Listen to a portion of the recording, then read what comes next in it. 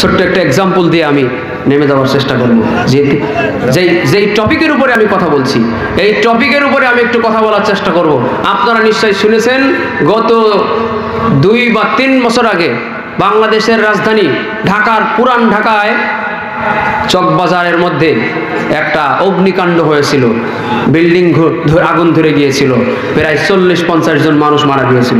আপনারা জানেন কিনা? এই বিল্ডিং এর মধ্যে আমাদের এক ওয়াইস ভাই, একজন বক্তা, ওনারও বাসা ছিল। বিল্ডিং এর 4th তলার মধ্যে একটা ফ্ল্যাট ছিল। ওখানে মূলত বডি স্প্রের একটা ফ্যাক্টরি ছিল, কেমিক্যাল ওইগুলা। এটাতে আগুন ধরলে আবার ওটার বডি স্প্রের কৌটা যেটা, ওটা তো আবার টিনের, ও ধরলে আরো সহজে এটা আগুনটা নিভতে চায় না। তো ওই ফ্যাক্টরির মধ্যে আগুন ধরে গেছে। ফায়ার সার্ভিসের কর্মীরা 3 দিন ধরে চেষ্টা করেছে। ফায়ার সার্ভিসের কর্মীরা 3 দিন ধরে চেষ্টা করে আগুন নিভানোর জন্য কিছুটা সক্ষম হয়েছে। 3 দিন পরে হুজুর তার ওই পুড়ে যাওয়া বাড়িগুলো পরিদর্শন করার জন্য গিয়েছে। সব পুড়ে গিয়েছে। ফায়ার সার্ভিসের অফিসারদেরকে বলে, আমাকে একটু আমার ঘরে নিয়ে যান, আমি পোড়া ঘরটা একটু দেখতে চাই। মুসলমান ভাইরা আমার সিঁড়ি দিয়ে উঠতেছে। সিঁড়ি দিয়ে উঠতে উঠতে দেখে সিঁড়ির মধ্যে মানুষের হাড় কঙ্কাল, হাড়গুলো গলে গলে মানুষের শরীরের রক্ত চর্বিগুলো সিঁড়ির সঙ্গে চর্বি যেমন শুকায় থাকে এরকম শুকায় আছে। দেওয়ালের প্লাস্টার গুলো পর্যন্ত আগুনের লেলিহানের কারণে প্লাস্টার গুলো খসে খসে পড়ে গেছে। এত আগুন, সবগুলো ফ্ল্যাট পড়ে গেছে। 4th তলায় যেই ভবনের যেই ফ্ল্যাটের মধ্যে ওনার ঘরটা ছিল, ওই ঘরগুলোও পড়ে গেছে।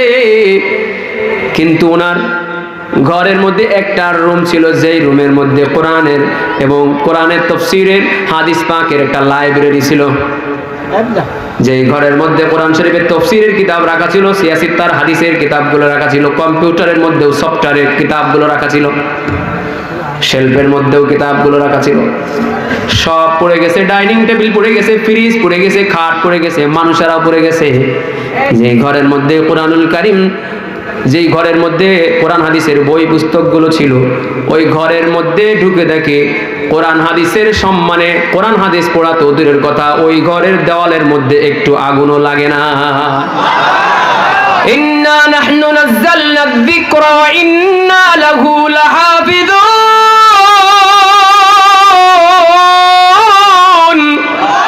এই কোরআনুল কারীম নাজিল করেছেন কে? আরো জোরে বলেন কে? এই কোরআনুল কারীম আবার সংরক্ষণ করবেন কে? আমরা সম্পর্ক করব কার সঙ্গে? জোরে আল্লাহর নাম বলেন, কার সঙ্গে? আল্লাহর সঙ্গে সম্পর্ক করলে লাভ আছে না লস আছে? লাভ আছে না লস আছে? তো মন খুলে আল্লাহর ডাক দেন, বলেন আল্লাহু আকবার। মনটা আগের থেকে একটু ভালো না খারাপ? আল্লাহর নাম বলার পরে মনটা আগের থেকে একটু ভালো না খারাপ?